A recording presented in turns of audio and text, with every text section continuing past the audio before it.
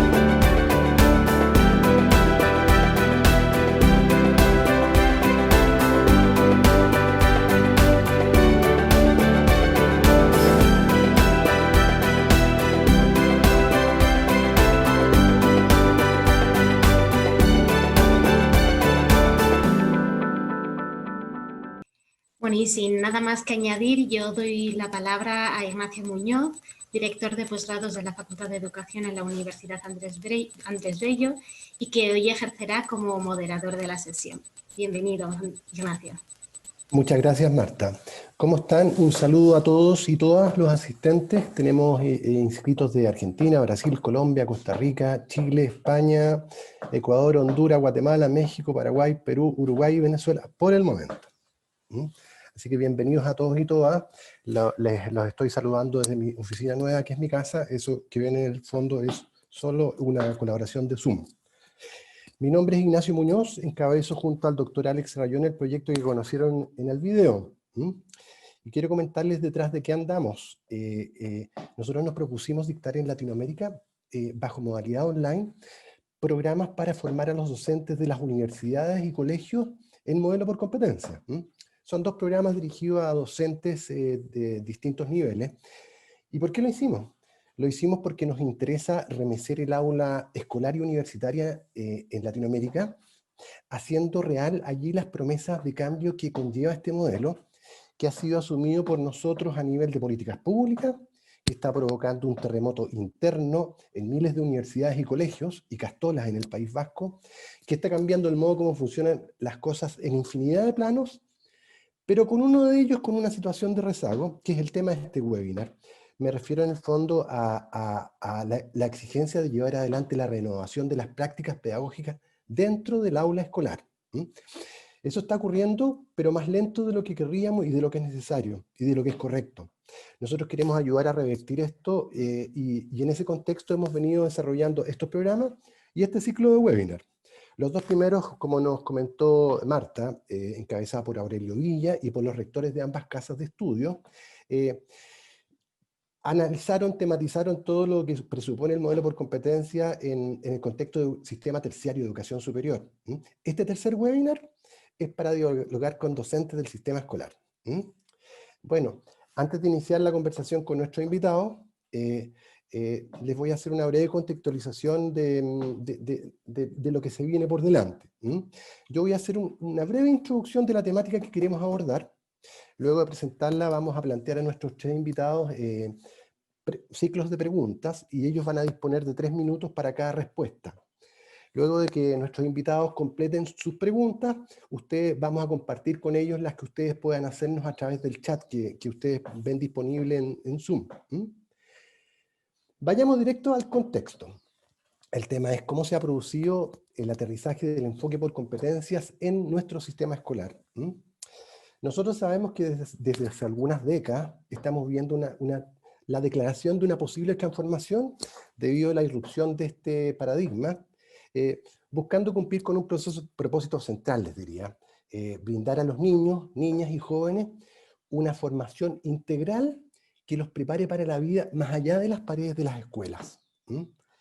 Ha sido necesario que nos apropiemos de un concepto foráneo y que lo reinterpretemos un poco, porque el concepto de competencias, ustedes saben, surgió en el mundo de las empresas para referirse a los trabajadores y profesionales que tienen desempeños eficientes en contextos reales. Algunos años después nos apropiamos de este concepto en educación superior. Eso pasó con la renovación que lideró en Europa el proyecto Turing, y que luego se difundió a Latinoamérica, África y Asia. El enfoque por competencias comenzó a ser incorporado por el sistema escolar con posterioridad en el contexto de un debate que sosteníamos nosotros entre los defensores de lo que se llama la escuela tradicional y la nueva escuela. ¿Y qué es lo que debatíamos? La escuela, el colegio latinoamericano, brinda todavía a los estudiantes una enseñanza centrada en contenidos disciplinares, empleando estrategias de enseñanza y evaluación basadas en la clase expositiva y en la evaluación calificativa. Es decir, empleando las estrategias de enseñanza que decantaron en la Universidad del Medioevo, que se han renovado relativamente poco en casi 7 siglos. Bueno, y esto ha sido todo un problema, porque esta forma de enseñanza, pensamos, da origen a una serie de externalidades negativas, y por lo menos 2 fundamentales.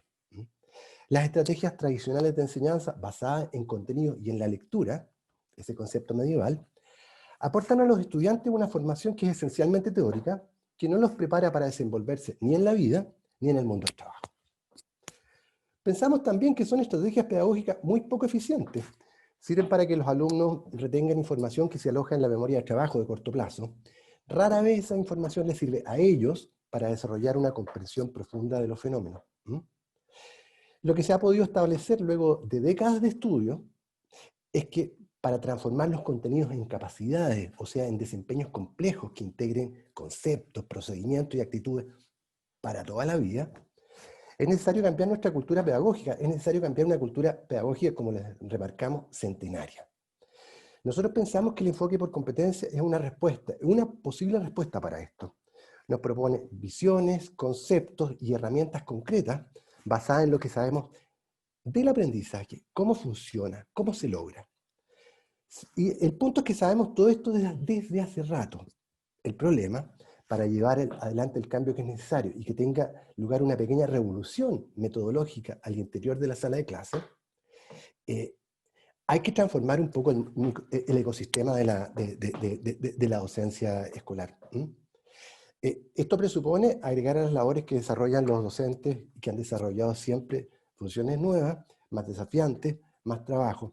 Pensamos que vale la pena hacerlo. Pensamos que tenemos que ayudar nosotros desde la posición en que estamos a que tenga lugar una transformación que todavía permanece como una especie de promesa no cumplida. Más o menos esas son las cuestiones con las cuales queremos provocar a nuestros 3 invitados. Y se los presento. Nos acompaña Mercat Bernaola. Mercat se formó en Magisterio, tuvo su licenciatura en Antropología Social y Cultural, su máster lo hizo en Gestión de Proyectos.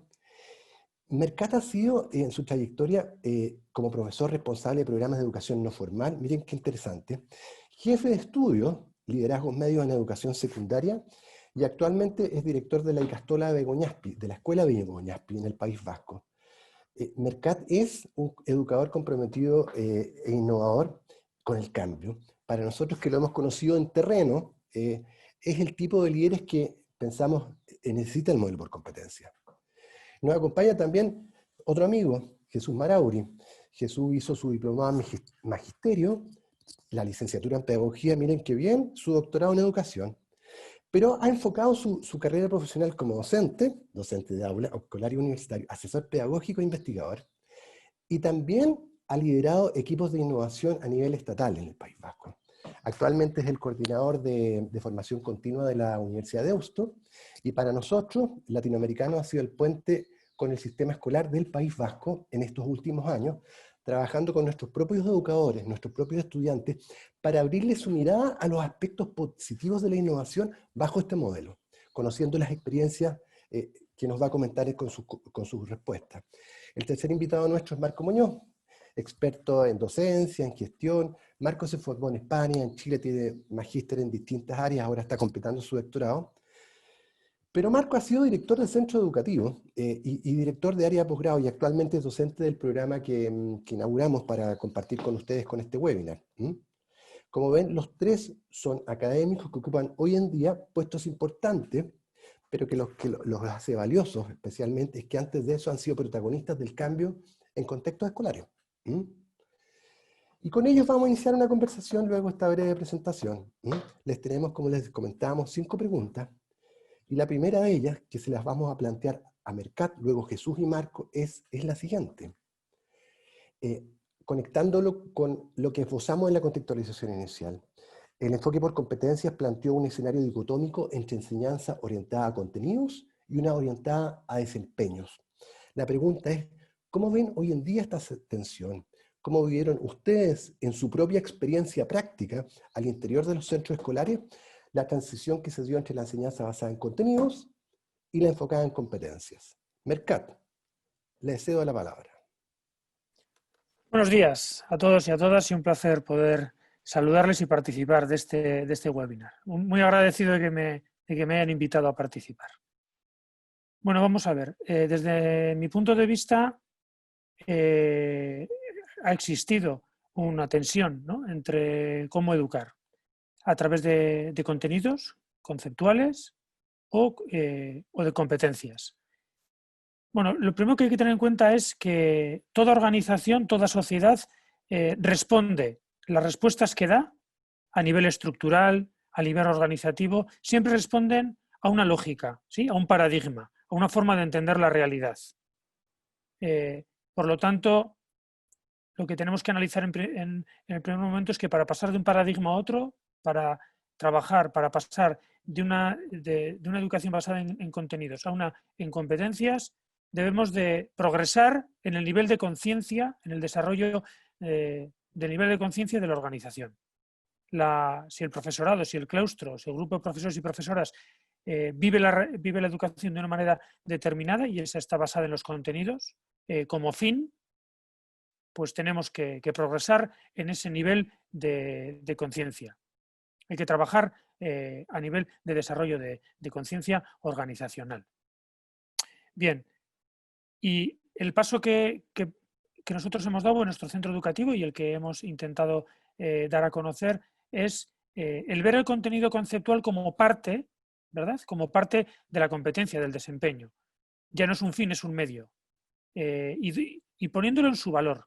Es necesario que el alumnado tenga un aprendizaje en contenidos conceptuales fuerte, potente, riguroso, pero porque es parte de la competencia que tiene que desarrollar a futuro, ¿sí? En ese qué, si desgranamos el concepto competencia en las palabras qué, que es el concepto, en el querer, que es la actitud, en el poder, que son los procedimientos, y en la última, que es el saber, ¿verdad?, el saber hacer. Ese saber, que es el contenido, el saber hacer, competencia. Ese saber es fundamental, ese qué es fundamental. Pero hay que pasar del qué al para qué. Cuando analizamos el currículum y vamos a hacer una reflexión sobre qué enseñamos, ese contenido riguroso, estricto, fuerte, pero ¿para qué? ¿Para qué lo necesitamos? Ese sería el final de la competencia. Esa reflexión, ese paso es fundamental. Y aquí hay un paso que pasa bastante desapercibido, que a mí por lo menos me preocupa mucho, y es que dentro de este contenido, digamos, este concepto de competencia, saber, querer, poder y saber hacer, esos 4 pasos, hay uno que pasa de soslayo, que pasa desapercibido, que desde mi punto de vista es fundamental, y es el querer, la actitud. Me parece que es la clave para llegar al saber hacer. ¿Cómo cambiamos la lingüística, cómo cambiamos nuestro discurso para generar expectativas altas? A través, como si fuera de un marketing emocional, cómo generamos historias en torno al contenido para que enganche, para que emocionalmente se vincule y cobre sentido, porque eso nos va a ayudar fundamentalmente a llegar al saber hacer, al desempeño.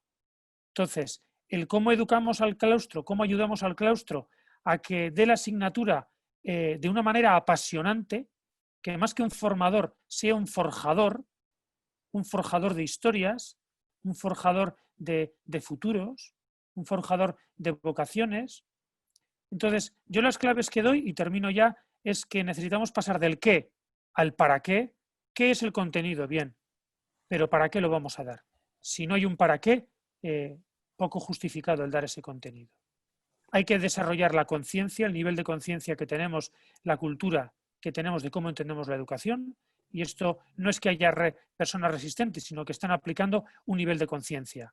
Hemos evolucionado mucho en los tipos de organización a nivel mundial. Cada tipo de organización respondía a un tipo de conciencia colectiva.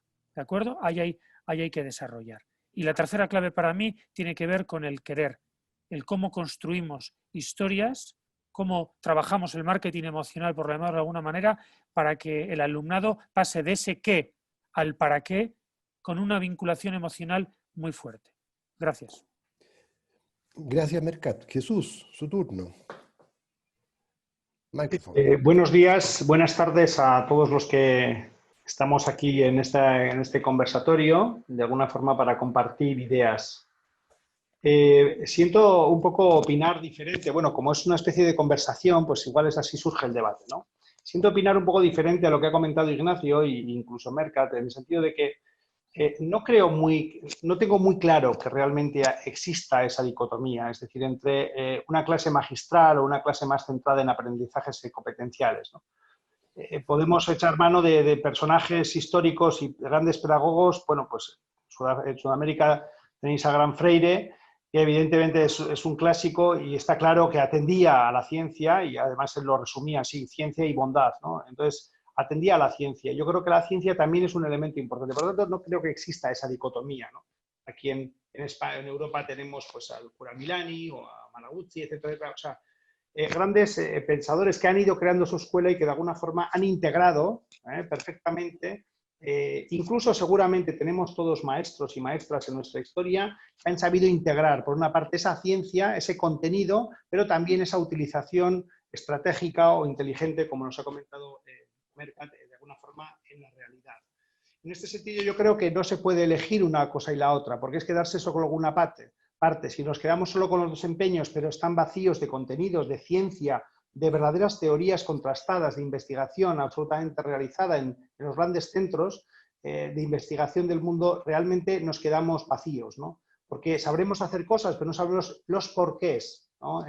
Me ha parecido interesante el elemento de análisis de Mercat, del qué y el para qué, pero el por qué me parece que es un elemento relevante también, ¿no? Entonces, ¿por qué tengo que hacer esto? ¿Por qué tengo que conseguir este desempeño? Por tanto, resumiendo, yo diría que me parece que me uno al comentario que ha hecho Mercat, matizo que no creo que exista esa dicotomía y creo que es fundamental partir de la realidad que tenemos de las personas que están aprendiendo con nosotros. También, por supuesto, como ha dicho Mercat, centrarnos en el marco legislativo, que al fin y al cabo pues es un marco que nos pone en diálogo con todos en plan de igualdad. Y por último, sin lugar a dudas, desde mi punto de vista, la ciencia tiene que ocupar un lugar ineludible en nuestro trabajo en las escuelas. Gracias. Muchas gracias, Jesús. Marco, antes recuerde los asistentes que pueden plantearles preguntas a través del chat a nuestros invitados. Gracias. Marco Muñoz. Micrófono. Ahora sí. Eso. Ahora sí, buen día. También me sumo a las palabras de mis compañeros panelistas, de darles las gracias a todos los participantes que que están con nosotros en este momento. En relación a la consulta que nos plantea Ignacio respecto de cómo vivimos esa supuesta dicotomía, ¿ya? Quiero responder brevemente en relación a la experiencia que nosotros tuvimos hace muchos años cuando empezábamos con esto. En realidad, claro, la percepción original era que sí había incongruencia entre trabajar contenidos o conocimientos específicos versus desde el currículo tradicional versus la modernidad, entre comillas, estoy hablando de inicio de la década del 2000, de trabajar por desempeño. El profesorado, desde mi experiencia, consideraba de que se estaba anulando el conocimiento. Claro, porque estábamos también desde la ignorancia del modelo pensando que no se le debía dar valor al conocimiento.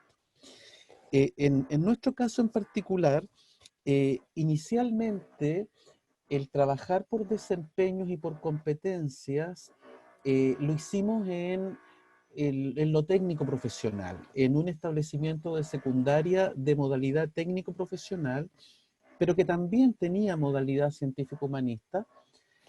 Entonces, originalmente, en el área técnico profesional, donde la demanda era de desempeño, pero sin embargo, los estudiantes cuando egresaban no se respondía a desempeño, sino que se respondía solamente a memorización de contenido. Pero luego con el modelo nos fuimos dando cuenta de que no era incongruente, no era incompatible y que efectivamente habían que movilizar esos conocimientos para poder expresarse en desempeño. Y aquí viene la parte que a nosotros nos provocó mucho entusiasmo, y que tiene que ver con una palabra que utilizó Mercat, y que es con las expectativas. Las expectativas que nosotros como docentes teníamos respecto de nuestros estudiantes eran bastante bajas porque teníamos estudiantes desmotivados, que no aprendían, que no se evidenciaban estos aprendizajes. En el caso del OTP, en el caso técnico profesional me refiero, en el caso de los científicos humanistas, mucha desmotivación en el aula, lo que obviamente también provocaba desmotivación en los docentes. Sin embargo, cuando empezamos a revisar este modelo y nos atrevimos a hacer un cambio desde lo tradicional a las nuevas orientaciones metodológicas, pedagógicas que el modelo nos planteaba, metodologías activas, por lo tanto, y de cómo el conocimiento era lo que había que movilizar, y junto con ello, en forma paralela, estábamos en toda una reforma curricular donde el constructivismo también nos hablaba en términos similares respecto de cómo era relevante conocimientos, actitudes y habilidades. Nos dimos cuenta que no era incongruente el modelo de competencia con lo que el constructivismo también nos señalaba, y eso permitió que nos planteáramos como desafío confiar primero en nuestros profesores y confiar en nuestros estudiantes en términos, vuelvo a lo que dice Mercat, de que sí era posible, si nos poníamos manos a la obra, si era posible poder levantar, mejorar esas expectativas, primero de parte de nosotros como docentes, pero sobre todo por parte de los mismos estudiantes. Entonces, seguramente en otras preguntas más adelante saldrá este tema de cómo eso se ejecutó, de cómo eso permitió mejorar y sobre todo, insisto, remotivar, reentusiasmar desde lo tradicional, que era la transmisión netamente teórica del conocimiento, ¿ya? Que el modelo tampoco lo elimina, porque como muy bien decía Jesús, es perfectamente compatible con el modelo, nos hizo cambiar la mirada, nos hizo cambiar lo tradicional de cómo estábamos haciendo nuestras prácticas, pero por sobre todo, esa desmotivación que teníamos como docentes, ¿ya? Y que traspasábamos a nuestros estudiantes, nos lo hizo cambiar. Entonces ahí hubo un trabajo que más adelante podemos hablar desde la experiencia de cómo rompimos esa dicotomía entre conocimiento y desempeño, sino que de cómo lo articulamos. ¿Ya? Eso es lo que puedo señalar respecto de esta primera pregunta, que en el fondo, ¿qué fue lo que lo gatilló? Lo gatilló esa desesperanza, esa desmotivación que teníamos, nos dimos cuenta, nos hicimos cargo de que no lo estábamos haciendo bien, y el primer propósito era cómo motivamos, cómo nosotros mismos nos planteamos expectativas respecto de nuestros estudiantes, y nos dimos cuenta que el modelo respondía a eso.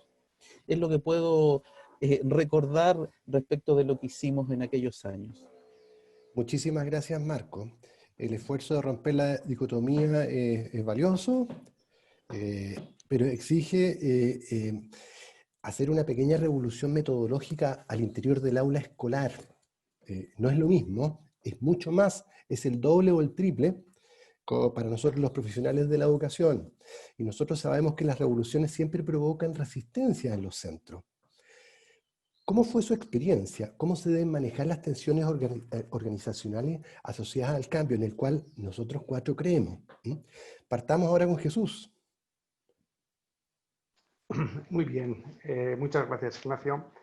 Bueno, yo voy a empezar con una historia que vi en un docente sudamericano, no sé exactamente el país, y les voy a contar la historia porque creo que responde efectivamente a estos problemas de las resistencias, ¿no?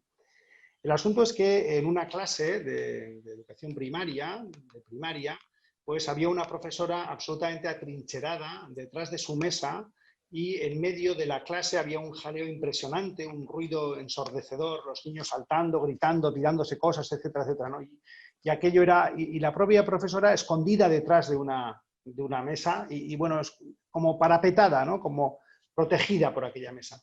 Entró, casualmente visitaba el centro un inspector que era un educador realmente de sentido, y entró en el aula y vio aquel desastre, y le dijo a la profesora, le dijo, ¿pero qué es lo que está pasando?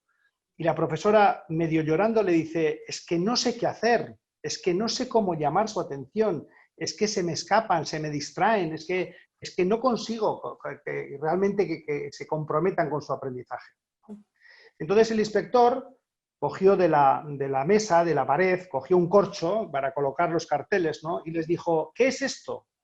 Y los niños enseguida, es un corcho. Bueno, bien. ¿Y de dónde sale el corcho?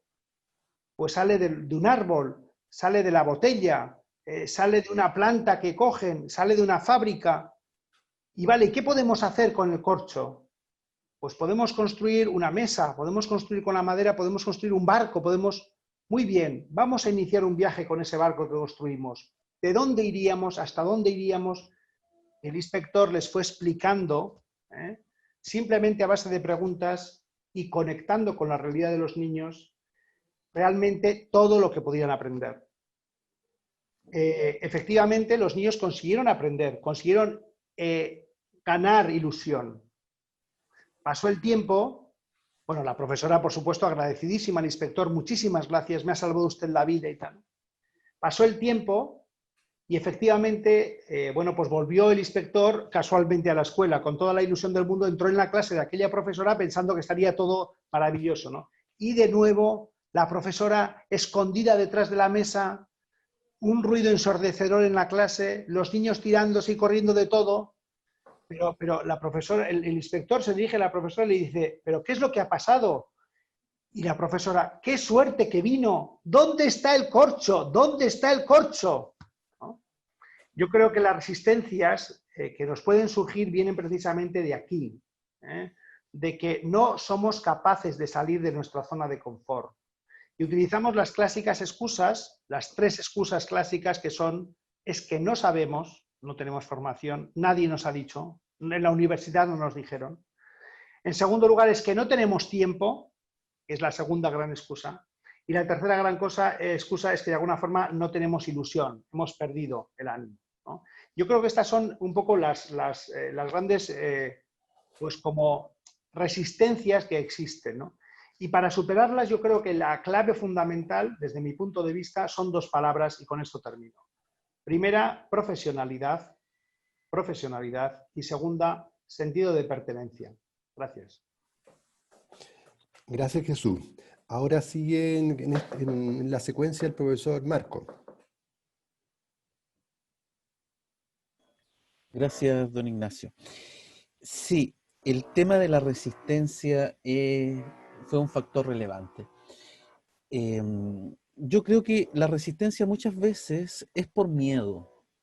Es por miedo, es por incertidumbre de parte del profesorado. Y claro, como también muy bien señala Jesús, la zona de confort, la seguridad que nos da ello, evidentemente, frente a cualquier incertidumbre,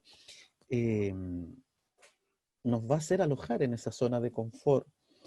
Entonces, eso es muy comprensible. Por eso es importante el rol de los directivos, de los líderes pedagógicos, para trabajar esta resistencia. En este caso, de acuerdo a las experiencias que hemos tenido, romper esa resistencia no fue a partir solo del convencimiento a través del discurso, del convencimiento a través de la explicación solo teórica de de los beneficios o dificultades o esfuerzos que correspondía aplicar este modelo, sino que lo que para nosotros fue clave fue el convencimiento real a través de lo práctico. Y allí nosotros, antes de que se generalizara, comillas, echamos mano a estos profesores que siempre están en avanzada, que siempre en una institución, por muy alta resistencia que haya, siempre hay un par de profesores que están en avanzada, incluso muchas veces más que el propio líder. Entonces, la estrategia que nosotros utilizamos fue precisamente esa: poder trabajar primeramente con los pares, con los profesores, y que ellos fueran los que ejemplificaran a sus colegas que sí era posible aplicar el modelo, que sí era posible caminar desde lo tradicional hasta la innovación dentro del aula, con ejemplos concretos. Y sobre todo siempre trabajando, mis colegas siempre acá, estas dos preguntas que llevamos, utilizan palabras claves de las cuales yo estoy muy de acuerdo. Por ejemplo, Jesús señala la palabra pertenencia. Eso fue muy relevante. En paralelo, trabajar la pertenencia, la identidad de este establecimiento, de este proyecto que estábamos instalando en la institución. Eso ayudó mucho, pero también, repito, no desde el discurso, sino que desde los hechos prácticos. Entonces, para nosotros, la gran estrategia para resistir las resistencias fue a través de la experiencia práctica y réplica práctica de los mismos colegas pares que en avanzada, trabajando con los directivos, le demostraron a sus colegas que sí era posible transitar desde lo tradicional, que no estaba provocando mejora, hacia este nuevo desafío, que era modificar completamente los procesos pedagógicos de la institución, logrando dar identidad y pertenencia particular de toda la comunidad educativa de esta organización. Esa es mi respuesta en base a mi experiencia, Ignacio, respecto de cómo abordamos el tema de la resistencia. Mercat, ¿cómo le fue a usted con lo que el profesor Marauri llama el búnker, que es ese pequeño núcleo de profesores resistentes que hay en toda organización compleja? Sí, sí. Bueno, hablar de en 3 minutos de esto es complicado, ¿eh? Es muy complicado. Yo suelo estar horas hablando de esto. Vamos a ver. Aquí podemos hacer 2 cosas. Partimos, insisto, en la idea del nivel o el estado de conciencia de la organización. La gente que entiende por educación, la gente que entiende por profesionalidad, la gente que entiende por ser un profesor. ¿Vale? Hasta ahora, a nivel social, hemos dependido del carbón y del petróleo para las energías y ahora estamos, digamos, desarrollando nuestro nivel de conciencia, estamos evolucionando, ¿verdad? Estamos en un momento de cambio. En la educación pasa algo parecido. Tenemos 2 caminos. Yo hablo desde la práctica diaria. 1, pensar que el profesor me lo va a dar, que tengo ya su motivación intrínseca, la tengo ya ganada, que el compromiso ya está. Y la segunda opción es pelear por ello. Como organización, desarrollar una cultura que ayude a generar motivación intrínseca, que ayude a generar compromiso, generar esa cultura organizativa. Nosotros hemos elegido el segundo camino, yo creo en ello. Cómo la organización a nivel colectivo, como a nivel de organización y planificación, y a nivel individual, cómo gestiona a sus personas, buscando un alto grado de compromiso, un alto grado de profesionalidad. Bien, para mí voy a dar varias claves, que son algunas de las que se pueden dar y podríamos hablar largo y tendido. Una es ver a mi profesorado, imaginémonos el cielo como estrellas que pueden brillar. Luchar para que lleguen a su plenitud. Pensar que cuando empiecen a trabajar tampoco han descubierto del todo cuál es toda su vocación y dentro del mundo educativo cuál es su fortaleza, dónde pueden dar el mayor rendimiento dentro de la organización. Pelear por la plenitud. ¿Qué hace una organización para que cada profesor dé lo mejor de sí? Porque esté bien ubicada, porque esté cómoda. Ese es un concepto. Trabajar la plenitud. 2, generar una cultura de autogestión, de equipos, donde el proyecto sea común, donde el proyecto sea compartido, sea co-creado, no venga ya creado del todo. Y lo sientas como algo tuyo. ¿Cómo generamos un modelo de autogestión de equipos? ¿Vale? La tercera es tener un modelo de gestión de personas definido, con una política comunicativa determinada, con un plan de desempeño donde ayudar al profesor y a la profesora cada vez a hacer las cosas mejor, con un portfolio de reflexión, bueno, con las herramientas que se quiera, con un plan de formación que responda a las debilidades del desempeño, con un plan de reconocimiento, cómo se reconoce a las personas, no cómo se les recompensa, cómo se les reconoce, y con un plan de atención personal. Un modelo, puede ser otro, pero un modelo definido para acompañar a las personas a llegar a la plenitud. Y dentro de todo esto, para mí algo clave es el liderazgo, ¿no? Que luego viene la siguiente pregunta y es ¿qué modelo de liderazgo tenemos en el centro educativo para que impulse todo esto? Pero para mí el mayor logro o el mayor punto de satisfacción es cuando veo a un profesor o una profesora brillar, cuando destaca, cuando da lo mejor de sí, cuando tiene una proactividad, cuando tiene una iniciativa para generar nuevos proyectos, para atreverse a hacer cosas nuevas, y eso quiere decir que está empezando a llegar a la plenitud.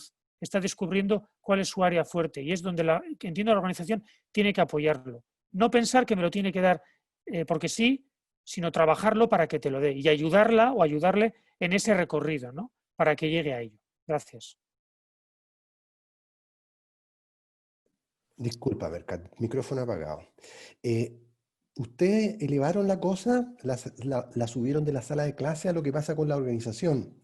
Y eso tiene que ver un poco con lo que estamos sabiendo, que una parte importante de los cambios que se detonan en el interior del micromundo de una sala de clase tiene que ver con lo que pasa fuera de allí. Y ahí, como decía Mercat, Jesús y Marco, la figura del director parece ser la clave. Entonces, la tercera pregunta es ¿cómo ven ustedes cómo liderar un centro para hacerlo funcionar bajo esta lógica? ¿Cuáles son las claves del liderazgo efectivo para este modelo, según su experiencia, lo que han visto y lo que piensan? Y ahora partimos con Marco Muñoz. Gracias.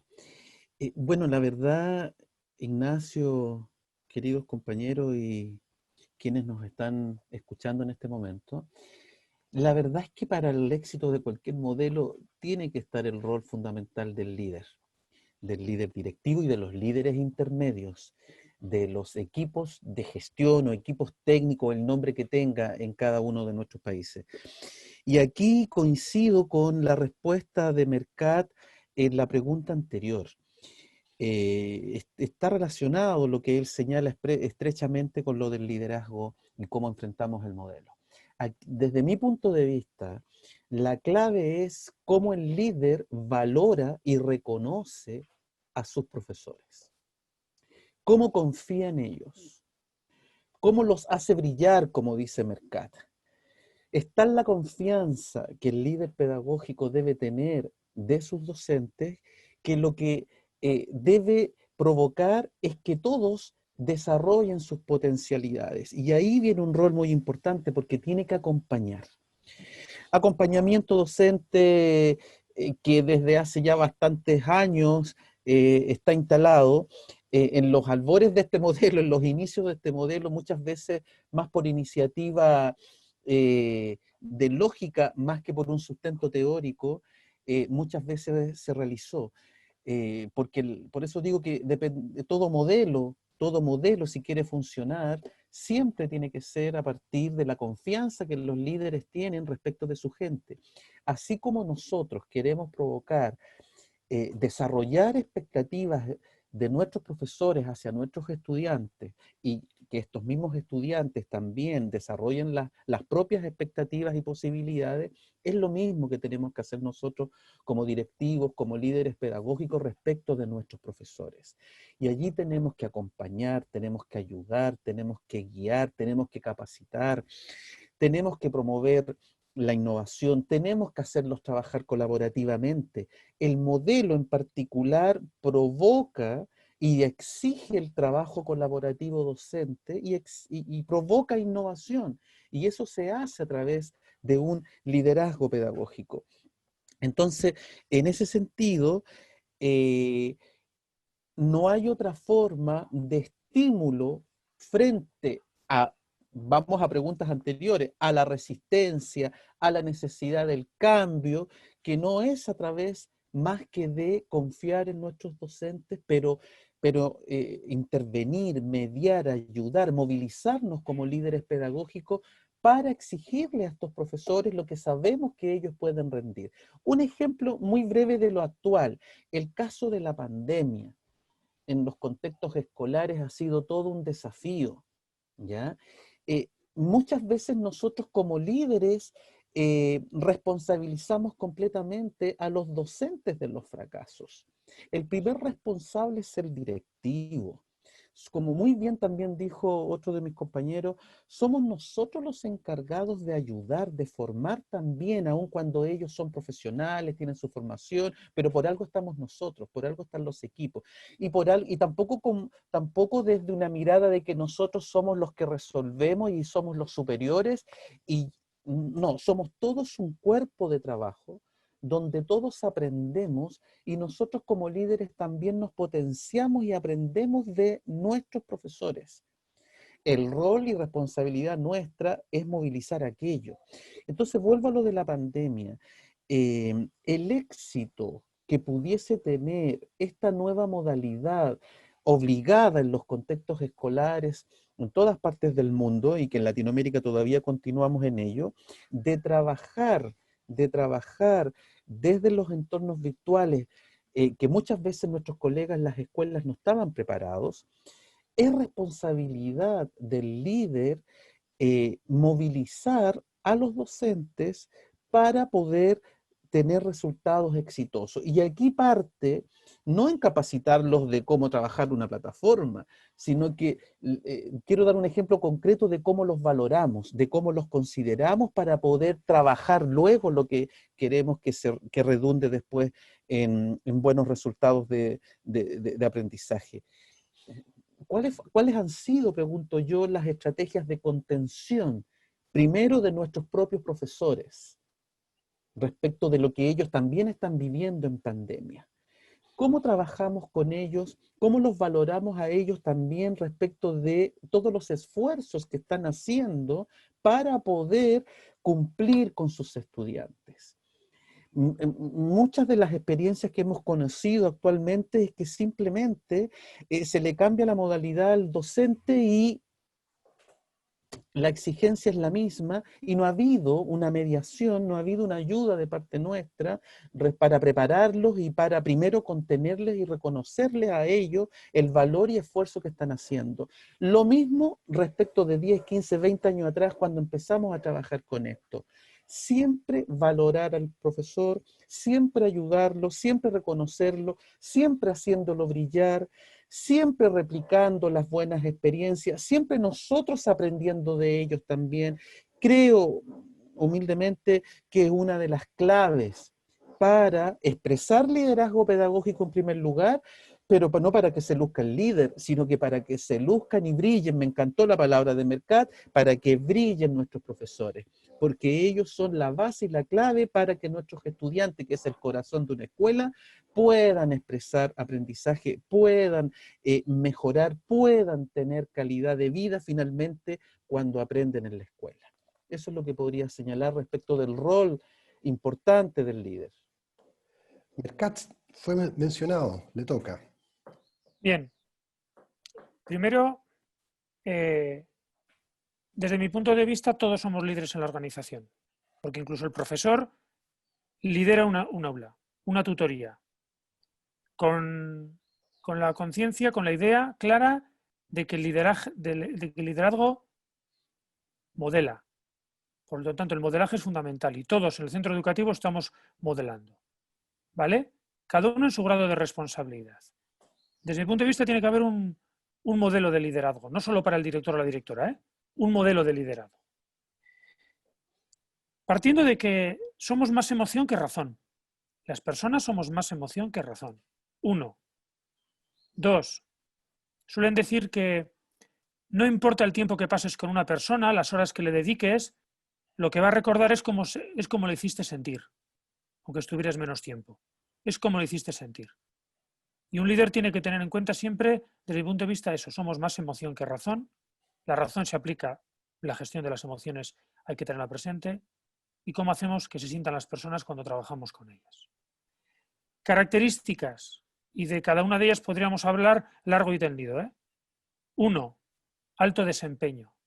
Yo entiendo que un líder, en las competencias que le corresponden, debe demostrar un alto desempeño. Lo que hace lo tiene que hacer con rigor. Bien, debe de ser ejemplo para los demás. Ese alto desempeño es fundamental, es importante. Esa credibilidad en el trabajo. 2. Confianza. El modelo de liderazgo debe de generar y estructurar confianza en la organización. La gente tiene que saber que se confía en ella, ¿sí? Que no es que les estés encargando trabajos para que tú los tuteles, sino que delegas porque confías. Da alto desempeño, confianza. 3, empatía.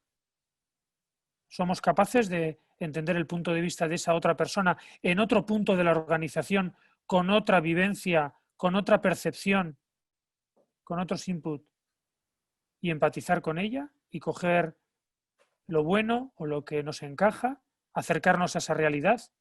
Somos capaces de ver la organización desde ese prisma, no solo desde el propio. Empatizar con la persona es fundamental para tener en cuenta siempre desde qué punto de vista ve la organización.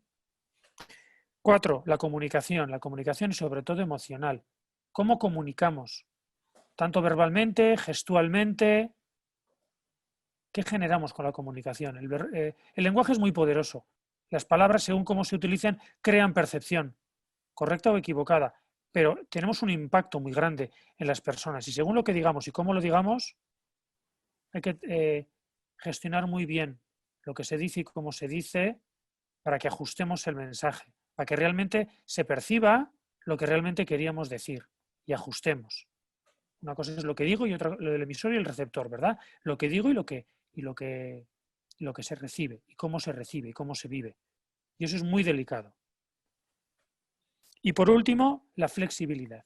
En entornos cambiantes, el liderazgo debe de ser siempre fuera de zona de confort, siempre en tránsito, siempre en cambio, con una flexibilidad grande. Saber gestionar grupos de trabajo, gestionar la organización, siempre en proceso de cambio, siempre en mejora continua, sin zonas de confort y ser flexible a los cambios. Y esto no estaba planificado, pero ha llegado y nos vamos a adaptar, lo mismo que la pandemia. Por lo tanto, yo creo que destacaría estas de otras, de ellas podríamos hablar largo y tendido sobre ello. Gracias. Jesús, su tema, el liderazgo. Muy bien. Bueno, yo creo que realmente lo han dicho todos mis compañeros, entonces casi me toca a mí hacer el resumen, ¿no? O sea, me uno absolutamente a lo que han dicho y creo que es ahí, ¿no? Pero por poner los acentos en algunos de los puntos que han dicho, yo diría 4 palabras, solo 4, ¿no? La primera, creo que es fundamental un liderazgo dialógico. Si añadimos el término de Habermas igualitario, todavía mejor. Es decir, un liderazgo dialógico igualitario es aquel líder que no convence por su posición de poder, sino con sus argumentos, con las evidencias, con los datos, con argumentos de validez, que decía Habermas, ¿no? Entonces, creo que es fundamental ese liderazgo dialógico y ese liderazgo igualitario, porque el líder, el director, no lo sabe todo.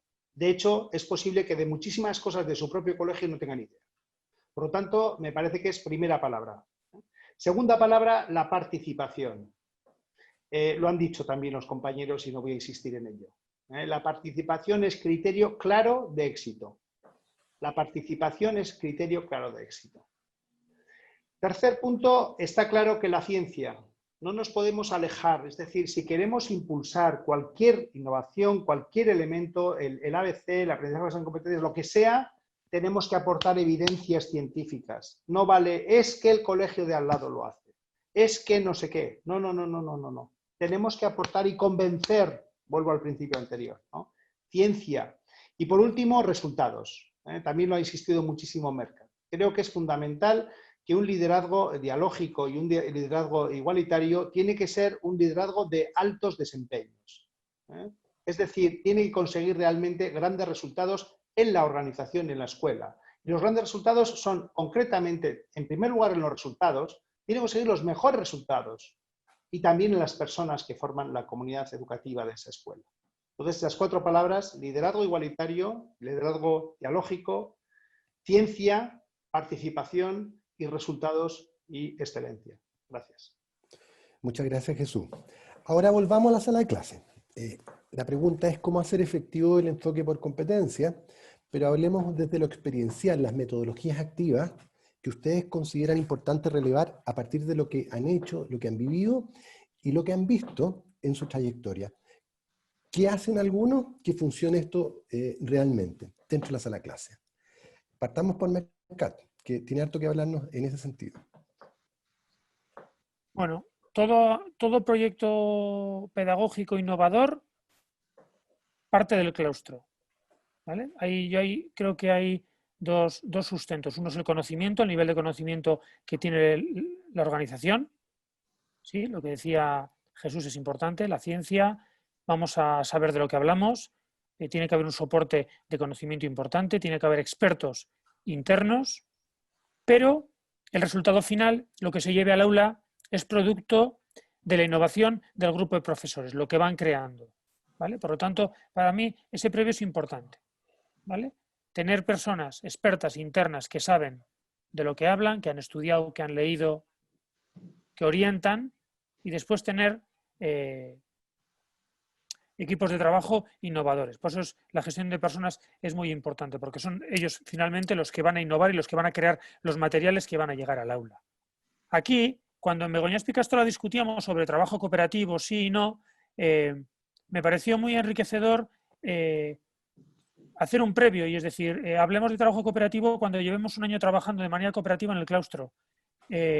Todos los materiales creados por el equipo van a ser en equipos de trabajo. El cooperativo se va a empezar a implementar en el claustro antes de ir al aula. Vamos a vivenciarlo nosotros, ¿vale?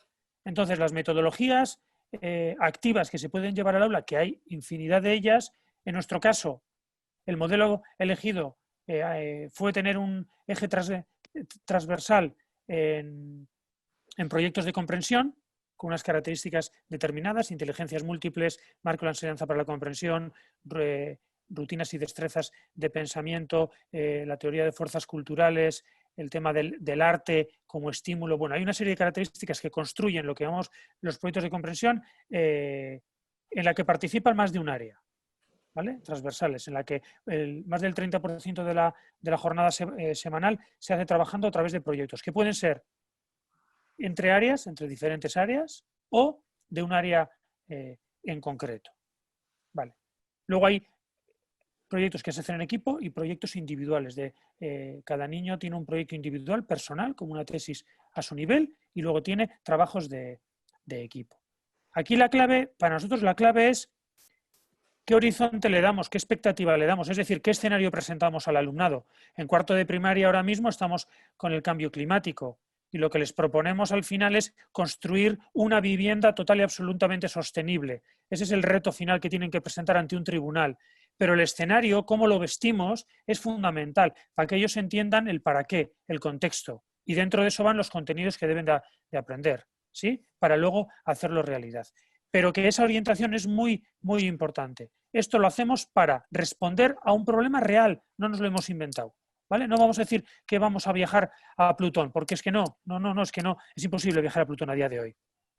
Pero sí es posible tomar medidas contra el cambio climático. Podemos hacer algo, venga, vamos a hacerlo. Eso es real. Vamos a traer experiencias, vamos a contextualizarlo, vamos a hacerlo totalmente real, lo he dicho.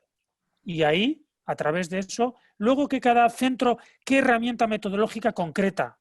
Si elige las rutinas de pensamiento, si elige trabajar a partir de retos o a partir de, bueno, lo que sea, introduce el cooperativo o no.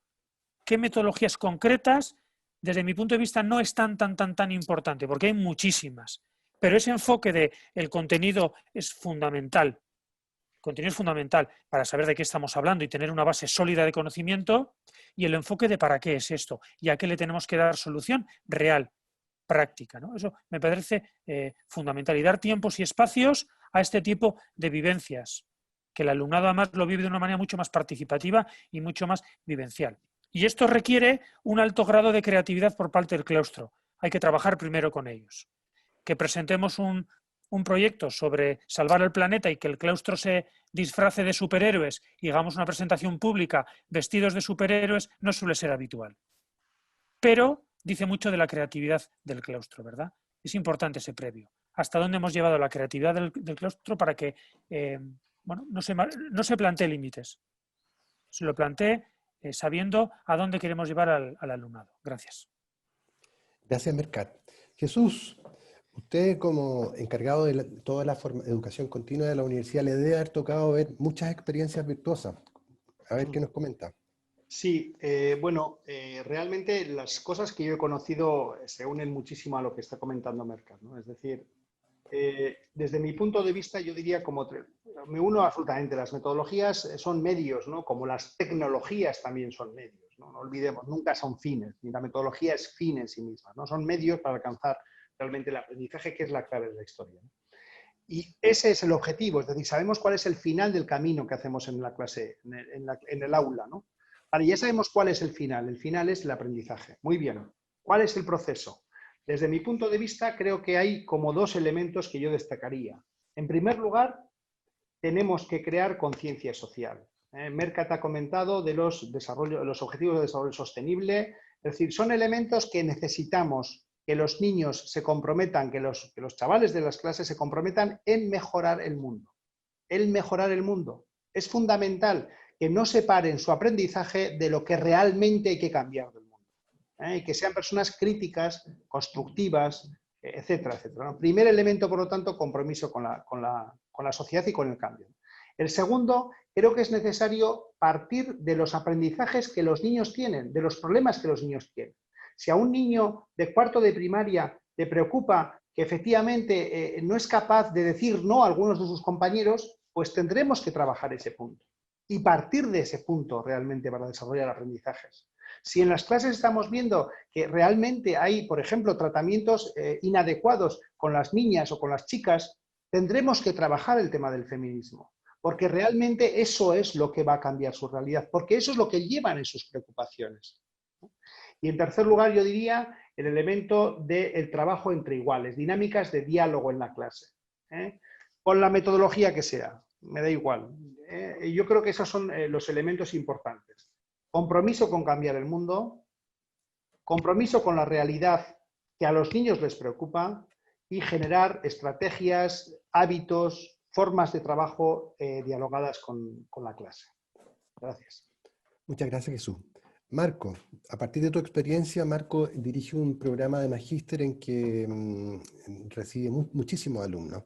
¿Qué has visto por ahí? Bueno, la verdad es que quiero contar a partir de la experiencia de los primeros años, más que de lo actual, porque ya afortunadamente hay bastante instalación de las metodologías activas y de muchos proyectos innovadores. Sin embargo, me quiero atrever a contar una experiencia que el único mérito, el mérito no es de los directivos, no es de la gestión, el mérito es de los docentes, como siempre lo he relevado yo, ¿ya? E insisto que estando en pañales en esa época y tal vez sin tener el mismo respaldo teórico que tenemos ahora, y teniendo en consideración, como muy bien ha dicho también Jesús, obviamente que cualquier propuesta de innovación, y como también lo dice Mercat, que se expresa en el aula a través de la oportunidad que nos dan las metodologías activas y que nos da este modelo basado en competencia, obviamente que siempre tiene que haber un respaldo teórico, la ciencia, tiene que haber conocimiento claro desde el claustro respecto de los para qué, los por qué, y también, que lo vamos a aludir seguramente en la pregunta de cierre, que es lo que señala Jesús, el objetivo de cualquier proceso formativo en el fondo es mejorar el mundo, es hacer mejor personas, que seamos mejores personas nosotros y eso hace que contribuyamos a mejorar el mundo. ¿Ya? Eso lo quiero dejar establecido como premisa de que, reitero, tiene que haber conocimiento, tiene que haber sustento teórico, tiene que haber claridad respecto del claustro, qué sé yo. Pero la clave de nosotros en particular en esos 15 años atrás o 20 años atrás, dada esa rigidez tradicional que teníamos en la escuela, porque nosotros éramos un claro ejemplo de lo que señalaba Ignacio al inicio, que era lo tradicional respecto de contenidos memorísticos solamente, sin significatividad, ¿ya? Lo que provocaba fracaso, desmotivación y todo lo que ya hemos conversado. Por lo tanto, la innovación para nosotros, la primera experiencia de innovación para nosotros en el marco de que se evidenciaran desempeño, ¿ya? Fue lo que nosotros llamamos en ese tiempo, y que ahora me da pudor hablarlo, porque seguramente todos los que están escuchando acá lo hacen cotidianamente probablemente, ¿ya? Nosotros le llamamos unidades negociadas, ¿ya? Que era un proyecto de innovación nacido por parte de los profesores respecto de cómo abordar los mismos aprendizajes que no estábamos logrando, pero no desde la planificación en particular, desde el profesor unidireccional, sino que, repito, eso ya no es ninguna modernidad, pero para nosotros sí lo fue. Y como la pregunta que me hace Ignacio es qué experiencia en concreta tuvimos con esto de llevar la innovación al aula, entonces nosotros hicimos las unidades negociadas, que en el fondo estaban respondiendo al aprendizaje colaborativo y al método de proyecto, ¿ya? Pero el punto era que acá la clave era la participación explícita de los estudiantes en la definición de los cómo, ¿ya? Yo repito, esto ya todos lo hacemos, pero en esa época, hace 15, 20 años atrás, para los estudiantes fue algo muy impresionante y para nuestros profesores también. Yo recuerdo esto ahora y me da nostalgia, la emoción de ver el cambio, el entusiasmo, el optimismo de lo que vivía la escuela en ese momento frente a este gran proyecto, que era un proyecto en particular, todavía no era una instalación, ni siquiera en el PI, ¿ya? Estoy hablando de los inicios. Entonces era todo 2, 3 semanas de un entusiasmo fabuloso, ya que eran los estudiantes los que frente a desempeños determinados, aprendizajes esperados determinados, guiados y mediados por su profesor, planificaban una unidad en términos de cómo lo iban a hacer, cómo iban a evidenciar esos aprendizajes, de acuerdo al modelo, por supuesto, cómo se iba a evaluar, de acuerdo al modelo, y siempre guiados por los profesores, pero provocaba un alto compromiso por parte de los estudiantes, una alta motivación, lo que señalaba Mercat, un gran trabajo interdisciplinario entre todos los profesores, cada uno en sus áreas, porque había un tema general, una competencia general determinada por el claustro y luego las propias de cada disciplina, y nos movilizaba a todos. Y la parte más emocionante de todo, esta metodología de proyecto y aprendizaje colaborativo entre profesores, como muy bien señalaba primeramente Mercat, y por supuesto para poder replicar y ejemplificar con los estudiantes, era el momento de la exposición, de demostrar, de exponer ese desempeño. ¿Ya? Entonces, eso para mí es un ejemplo tremendo de innovación para mis años, para mis tiempos en que estábamos liderando con los docentes, porque donde más innovación había, recuerden que les hablé primero que esto lo trabajábamos en TP, en técnico profesional, pero resulta que esto después se replicó en científico humanista, es decir, en todas las asignaturas, en todas las áreas, en todas las disciplinas, y aparecían experiencias de los proyectos particulares, estas unidades negociadas, que hasta el día de hoy recordamos. Les voy a dar un ejemplo doméstico, a lo mejor para muchos de ustedes. La profesora de matemáticas, por ejemplo, siempre tuvo la dificultad de cómo hacer significativo el aprendizaje de las fracciones, por ejemplo, en la vida real, para un desempeño realmente significativo, y que obligatoriamente tenía que hacerlo porque el currículo lo demandaba, y además es medido por las evaluaciones estandarizadas. Teníamos gastronomía también. Entonces lo que ahí se hizo fue trabajar interdisciplinariamente con algo que era elaboración de pizzas. ¿Ya? Elaboración de pizzas para poder trabajar todo lo que eran las fracciones, que más encima además iba a tener una consecuencia gastronómica. ¿Ya?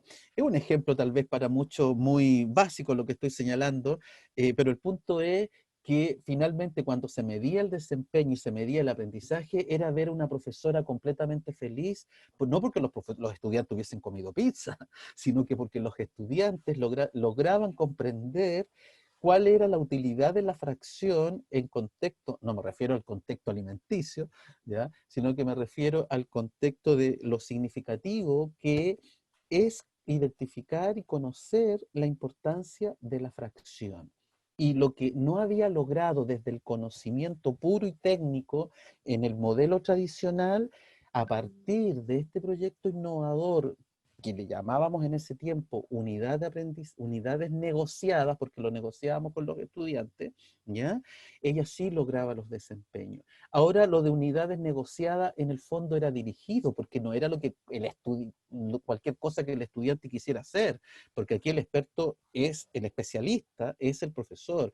El punto es que las distintas posibilidades o gamas que desplegaban gama de posibilidades que los estudiantes podrían desplegar, eran guiados, eran mediados por el profesor. Entonces, para terminar, yo creo que eso fue, dada la pregunta de Ignacio, una satisfacción muy enorme de que para la época transformar la práctica pedagógica tradicional expositiva, que no es que esté mal, seguimos haciendo y es muy útil además, como muy bien decía Jesús en algún momento atrás, ¿no es cierto? ¿Ya? Pero esto fue una revolución. El que el estudiante se sintiera partícipe de planificar sus propias experiencias de aprendizaje. Eso para nosotros es una experiencia innovadora en el ámbito del aprendizaje basado en competencia, y que posteriormente se instaló ya como una práctica habitual en el establecimiento, y con un respaldo teórico desde la pedagogía, desde la didáctica, respecto de los beneficios de usar estas metodologías activas. Eso es lo que puedo relatar, Ignacio, de acuerdo a tu pregunta.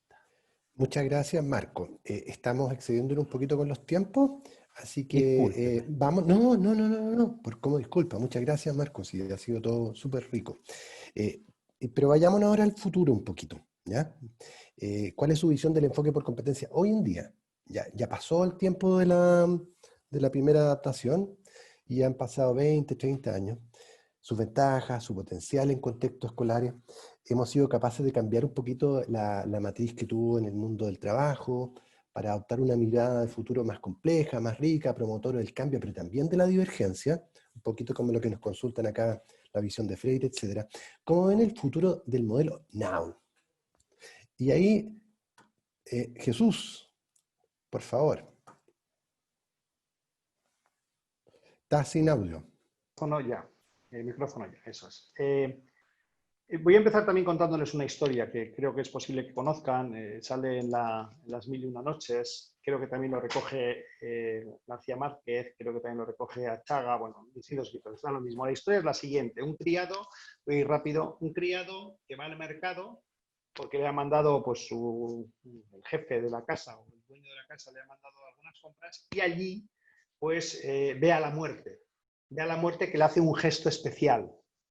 Entonces, claro, vuelve a casa corriendo y le dice a su amo, por favor, dame el caballo más rápido, porque tengo que huir de esta ciudad, que estaba en Bagdad, tengo que huir a la lejanísima ciudad de Isfahán, precisamente para que no encuentre la muerte, porque he visto a la muerte y ha dicho, he sentido que me estaba llamando. El dueño, por supuesto, que consideraba al criado como un gran criado, pues le deja su mejor caballo y parte corriendo y raudo a la lejana ciudad de Isfahán desde Bagdad. El caso es que el amo también va por la tarde al mercado y se encuentra precisamente también a la muerte y le dice, ¿qué le hiciste al criado para que saliera tan escandalizado y tal? Dice, no le hice ningún gesto, simplemente extrañeza, porque lo que sí tenía claro es que tenía con él una cita en Isfahán y al verlo en Bagdad me ha extrañado. Es decir, no podemos huir de la realidad. No podemos huir de la realidad porque nos va a pillar allí donde vayamos. La historia de las Mil y una noches nos cuenta esto. No podemos huir de la realidad. No podemos huir del compromiso de la educación con cambiar el mundo. Y yo diría una cosa más, y corto para que podamos hablar más. Una cosa más. A mí me gustaría que esta metodología, esta forma de trabajar por competencias, se convierta en realmente fuente de investigación. Hemos nombrado varias veces la innovación, y creo que es innecesaria, pero sí creo, y diría incluso más, una frase así para que suene un poco fuerte, ¿no? Menos innovación y más investigación. ¿Por qué nuestros profesores no aportan evidencias, artículos de investigación en las revistas de impacto, en los congresos, en las jornadas de formación? Creo que ese es el reto realmente. Y ellos tienen la realidad. Si trabajan por competencias, van a aportar evidencias claras para poder presentar en los congresos. Insisto, aunque suene un poco, y habría que matizarlo, menos innovación y más investigación. Gracias. Gracias, Jesús. Marco. Micrófono, Marco. Ahí sí, chiquillo. Sí, el desafío en realidad es alto, pero considero que es más auspicioso que en los primeros años. En términos que, tal como señalaba Ignacio cuando nos hizo la introducción, el modelo parte desde el mundo laboral, después el universitario, y en los primeros años también todavía quedan muchas resistencias respecto de considerar que este modelo preparaba solamente para el mundo laboral y para seres automatizados prácticamente, ¿ya? Y afortunadamente con el paso de los años nos hemos dado cuenta, y la evidencia lo señala, que es todo lo contrario, o sea, es tal cual como también Mercat acá y Jesús señalan, porque nosotros los tres hemos hablado muchos aspectos de carácter actitudinal, valórico, de carácter personal, de desarrollo humano, ¿ya? Y en realidad cualquier modelo puede prestarse para lo más negativo, ¿no es cierto?, que puede haber, como también para rescatar aspectos positivos. Entonces, en este caso, en particular, frente a la pregunta, desde mi humilde punto de vista, este modelo viene a rescatar la congruencia y la efectiva articulación que todo ser humano debe tener respecto de un respaldo de conocimientos no solo conceptuales, sino de conocimientos, ¿ya? Que desempeños y competencias, no para la competitividad, sino que para poder aportar al desarrollo de esta sociedad, al mejoramiento de esta sociedad, pero principalmente desde la toma de conciencia particular de mi propia mejora personal, de mi propio desarrollo humano. El modelo puede responder a eso. El modelo, a partir, por ejemplo, de ciertas competencias genéricas explícitas que debe estar en cada acción que se haga en la escuela, en el aula, y desde la ejemplificación, desde el líder hasta el último participante de una comunidad educativa, promueve esto. Desde mi punto de vista, el estado actual del modelo nos da evidencia de que sí es posible conciliar los marcos curriculares, por ejemplo, de todos nuestros países latinoamericanos, que evidencian un tipo de hombre, formar un tipo de persona, un hombre, una mujer, un ser humano determinado, donde hay coincidencia respecto de la valoración en conocimientos conceptuales, habilidades, procedimentales y actitudes. Y todos ellos tienen coincidencia respecto de formar mejores personas para el propio desarrollo del proyecto personal como el social. Y este modelo, insisto, para terminar, desde mi experiencia, desde lo que hemos estudiado, desde lo que nos señala la evidencia científica investigativa, como bien también promueve Jesús, es perfectamente compatible. Podemos seguir formando mejores personas a través de este modelo, pues el currículo latinoamericano escolar es perfectamente compatible con lo que nos indica el modelo de cómo lograrlo, ¿ya?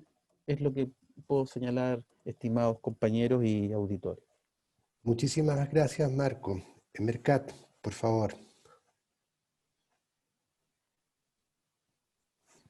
Bien, yo sí creo firmemente en que lo que sucede en el aula tiene que tener una orientación práctica y contextual, real, llamémosle como queramos. Debemos definir cuáles son las competencias que deben de adquirir el alumnado, ¿verdad? Estamos hablando de que hay que desarrollar las competencias del alumnado, habría que definir cuáles son exactamente las que deben de desarrollar. Pero sí creo que parte del trabajo, que es asentar los pilares de conocimiento de los chavales, de los contenidos conceptuales, es una parte, pero que hay que contextualizarlo. En este momento, las aulas, a veces, digamos que están un poco fuera de la realidad. Vivimos una pandemia, vivimos una crisis económica y dentro del aula creamos una burbuja en la que hablamos de contenidos sin dejar que todo eso entre, que sea debate y que forme parte del día a día del trabajo, ¿vale? Entonces, debemos de ayudar al alumnado a resolver problemas, darles herramientas para resolver problemas reales, ¿sí? Y yo ahí vuelvo al mismo concepto, el de competencia, desglosando en saber con rigor, una base teórica muy fuerte, muy potente, el poder, el tener las herramientas digitales, metodológicas, los procedimientos, que el alumnado maneje diferentes herramientas metodológicas, muchos recursos para poder dar solución al problema planteado, el querer y la educación emocional y la ética y los valores, porque al final estamos generando ciudadanos, no solo gente que sepa mucho de contenidos, sino ciudadanos. Ese querer me parece básico y fundamental, y la educación emocional también, y el saber hacer. ¿Cómo convertimos los centros en sitios donde se hace? Por poner un ejemplo mundano, me puedo saber 20 recetas para hacer arroz, que hasta que no lo hago, hasta que no hago el arroz, realmente no sé si lo sé o no lo sé. Ese saber hacer, ese convertir los centros en lugares de experimentación. Pero esa experimentación contextualizada, real. Vamos a dar solución a temas diarios que nos genera la pandemia. Vamos a dar solución a temas de calentamiento global. Temas que tengan que ver con parte de compromiso y con temas muy reales. Que eso sea útil, que eso que hacemos, aparte de tener un sustento de conocimiento, tenga un aporte, como si tuviéramos equipos de trabajo en el aula dando solución a problemas reales de la organización o de la ciudad. Pero desglosar ese concepto y profundizar en ese concepto en todas sus partes, en el saber, querer, poder y saber hacer, con todas las dimensiones que genera, me parece muy importante. Gracias. Muchas gracias, Mercat. Les comento que estamos un poco excedidos en los tiempos y parte del modelo tiene que ver con hacerse cargo de los tiempos de trabajo. Así que vamos, de los estudiantes. Vamos a cerrar el webinar. Les agradecemos muchísimo las preguntas. Se las vamos a compartir a nuestros 3 invitados para ver si podemos aportarles respuestas. Y solo por mi parte y el equipo de la Universidad de Deusto y la Universidad Andrés Bello, muchas gracias a todos y todas, particularmente por su aporte en el chat, su presencia, etc. Y para el cierre, solamente pedirle a cada uno de nuestros invitados una visión de cierto entusiasmo respecto de cómo nos recomiendan que avancemos con esto hacia el camino de la formación integral en Latinoamérica. Usen un minuto para despedirse de nuestros asistentes y compartan la idea que les parezca más importante. Gracias. Democracia. ¿Quién quiere? ¿Profesor Marco? ¿Puedo yo? Bueno, brevemente, para no quitarle tiempo a mis compañeros, pero en el fondo es usar algunas palabras claves que mis compañeros también han señalado y con las que yo estoy completamente de acuerdo. ¿Ya? En términos de lo que usted plantea, don Ignacio, de cómo poder motivar en nuestras unidades educativas, en nuestros colegios, para trabajar este modelo. Liderazgo pedagógico, con todas las características que Jesús, Mercat y nosotros hemos señalado, y ahí con algo muy transversal, que es trabajar la emocionalidad, ¿ya? Tema que también Mercat ha señalado, ¿ya? Liderazgo pedagógico, con todas sus consideraciones, no vamos a ahondar en ello, emocionalidad, afectividad, ¿ya? ¿Para quiénes? De cómo trabajamos, de cómo comunicamos con nuestros profesores. Y lo último, para darle la palabra a mis compañeros, el insistir que todo este modelo, con sus sustentos, con sus estructuras, el tema de los tiempos, como también señala Ignacio, las metodologías, lo que se tiene que aprender, el desempeño que se tiene que evidenciar, todo eso tiene una finalidad que es, y me apropio de las palabras de Jesús, que es mejorar al mundo. Y este modelo también lo puede lograr. Eso es lo que quiero decir. Gracias, Marco. Jesús, Mercat. Pues avanzo yo. Sí, me uno a lo que dice Marco y de alguna forma yo diría como 2 cosas así sencillas. La primera, no sé en sus países, pero en nuestro país nos dijeron que la pandemia la estaban gestionando con un grupo de expertos. Era mentira. Era mentira. O sea, dicho de otra forma, y es la segunda cosa que les digo, no hagan caso de los políticos. No hagan caso de los políticos. Saquen las clases, saquen las mesas, saquen a los estudiantes a la calle y comprométanse en mejorar, aunque solo sea un poquito, el pueblo en el que vivimos, nuestro barrio o nuestra ciudad. Simplemente eso. Gracias. Bien, yo el único mensaje que tengo es que démonos cuenta todos los días cuando vamos a trabajar que a veces nos gustaría, cuando llegásemos a mayores, decir que hemos ayudado a mejorar el mundo, ¿verdad? Y luego pensamos que uno solo, ¿qué va a hacer? Yo, pobre, ¿qué puedo hacer para mejorarlo si yo solo? Pues tenemos a las futuras generaciones en nuestras manos. Nosotros tenemos una importancia capital porque estamos modelando, ejercemos modelaje sobre los ciudadanos del futuro. Y eso es un regalo que nos han dado. No hacemos tornillos. Trabajamos con ellos, podemos ayudarles a ser mejores personas, mejores profesionales, y eso va a ayudar a generar un mejor planeta, un mejor mundo. Por lo tanto, tenemos un regalo entre las manos y yo animo a que lo vivamos con pasión. Gracias. Muchas gracias. Gracias a todos. Gracias al equipo de producción del webinar. Que estén muy bien y cuídense mucho. Hasta luego.